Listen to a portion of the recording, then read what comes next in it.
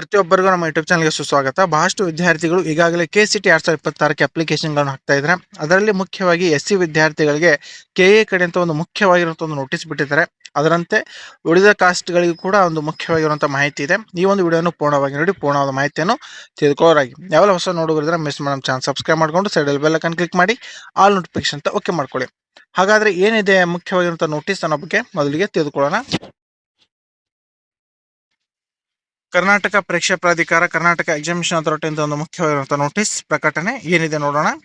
CET 2026 ಹಾಗೂ KRES ಅಂದ್ರೆ ಮೊರಾರ್ಜಿ ಅರ್ಜಿ ಸಲ್ಲಿಸುತ್ತಿರುವ ವಿದ್ಯಾರ್ಥಿಗಳಿಗೆ ಇದರಲ್ಲಿ ಪರಿಶಿಷ್ಟ ಜಾತಿ SC ವಿದ್ಯಾರ್ಥಿಗಳ ಗಮನಕ್ಕೆ ಮುಖ್ಯವಾಗಿರುವಂತಹ ಪ್ರಕಟಣೆ ಬಿಟ್ಟಿರ್ತಾರೆ. ಸರ್ಕಾರವು ತನ್ನ ಆದೇಶ ಸಂಖ್ಯೆ ಸ.ಕ.ಇ.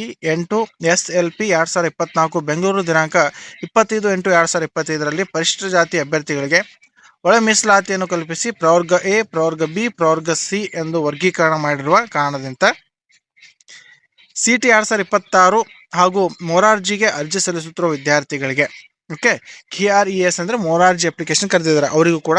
ಅದರಂತೆ CET 2026 ವಿದ್ಯಾರ್ಥಿಗಳು ಮುಖ್ಯವಾಗಿ ನೀವು ಗಮನಿಸಿ, CET 2026ಕ್ಕೆ ಅರ್ಜಿ ಸಲ್ಲಿಸುತ್ತಿರುವ ವಿದ್ಯಾರ್ಥಿಗಳು ಪರಿಶಿಷ್ಟ ಜಾತಿ ಅಭ್ಯರ್ಥಿಗಳು ಒಳ ಮೀಸಲಾತಿ ವಿವರಗಳು ಮುದ್ರಿತವಾಗಿರುವ ಪ್ರವರ್ಗ ಎ, ಪ್ರವರ್ಗ ಬಿ ಮತ್ತು ಪ್ರವರ್ಗ ಸಿ ಜಾತಿ ಪ್ರಮಾಣ ಪತ್ರವನ್ನು ಸಂಬಂಧಿಸಿದ ತಹಶೀಲ್ದಾರ್ ಅವರಿಂದ ಪಡೆದು ನಂತರ ಜಾತಿ ಪ್ರಮಾಣ ಪತ್ರದ ಆಡಿ ಸಂಖ್ಯೆಯನ್ನು CET 2026 ಆನ್ಲೈನ್ ಅರ್ಜಿಯಲ್ಲಿ ನಮೂದಿಸಲು ಈಗಾಗಲೇ ಸೂಚಿಸಲಾಗಿದೆ ಅಂತ ಕೊಟ್ಟಿದ್ದಾರೆ.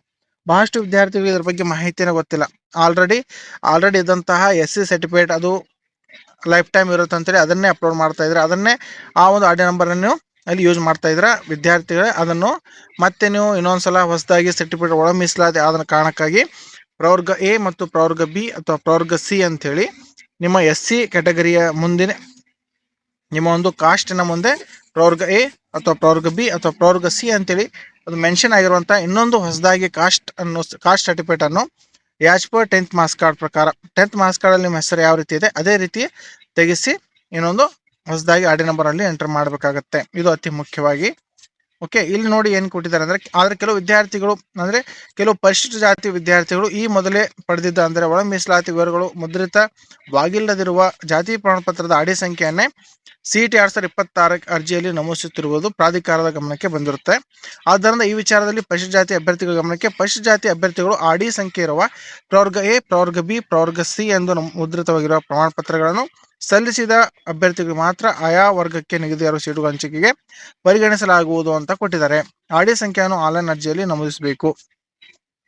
ಇಲ್ಲಿ ವಿದ್ಯಾರ್ಥಿಗಳ ಗಮನಕ್ಕೆ ಸ್ಪಷ್ಟವಾದಂತಹ ಒಂದು ನೋಟಿಸ್ ಕೊಟ್ಟಿದ್ದಾರೆ. ಈಗಾಗಲೇ SC ಸರ್ಟಿಫಿಕೇಟ್ಗಳನ್ನು ಪಡೆದಿರುವಂತಹ ವಿದ್ಯಾರ್ಥಿಗಳು ಆ ಒಂದು ಸರ್ಟಿಫಿಕೇಟ್ ಅಲ್ಲಿ ಪ್ರವರ್ಗ ಎ, ಪ್ರವರ್ಗ ಬಿ ಅಥವಾ ಪ್ರವರ್ಗ ಸಿ ಅಂತ ಇರದಿದ್ದಾರೆ ಅದು ಇನ್ನೊಂದು ಹೊಸದಾಗಿ as per 10th marks card ಪ್ರಕಾರ ಕಾಸ್ಟ್ ಇನ್ಕಮ್ ತೆಗಿಸಿ ಅದನ್ನೇ ನೀವು ಮತ್ತೆ ಈ ಒಂದು ಆಡಿ ಸಂಖ್ಯೆಯನ್ನು ಆನ್ಲೈನ್ ಅಲ್ಲಿ ಅಪ್ಲಿಕೇಶನ್ ಹಾಕುವಾಗ ಬಳಸಬೇಕು.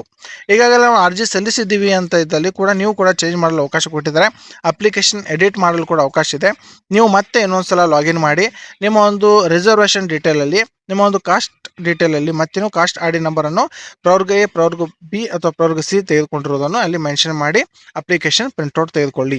ಆವಾಗ ಮಾತ್ರ ನಿಮ್ಮ ಒಂದು SC ಕ್ಯಾಟಗರಿಯಲ್ಲಿ ಸೀಟ್ ಮೆನ್ಷನ್ ಮುಂದೆ ಮೀಸಲಾತಿ ಸಿಗುತ್ತೆ ಅಂತ ತಿಳಿಸಿದ್ದಾರೆ. ಇಲ್ಲದಿದ್ದರೆ ನಿಮಗೆ SC ರಿಸರ್ವೇಶನ್ ಅಲ್ಲಿ ಸಿಗೋದಿಲ್ಲ. ಆದ ಕಾರಣಕ್ಕಾಗಿ ಆದಷ್ಟು ವಿದ್ಯಾರ್ಥಿಗಳು ಇದನ್ನು ಗಮನಿಸಿ. ಮತ್ತೆ ಇನ್ನಿತರ ಏನಾದರೂ ಡೌಟ್ಸ್ ಇದ್ರೆ ಕಮೆಂಟ್ಸ್ ಮಾಡಿ.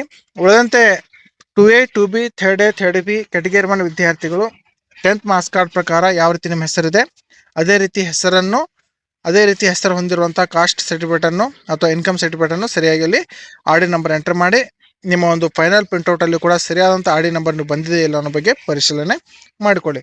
ಮತ್ತೆ ಇನ್ನಿತರ ಏನಾದರೂ ಡೌಟ್ಸ್ ಇದ್ರೆ ಕಮೆಂಟ್ಸ್ ಮಾಡಿ ಅದಕ್ಕೆ ನಾನು ರಿಪ್ಲೈ ಮಾಡ್ತೀನಿ. ಧನ್ಯವಾದಗಳು.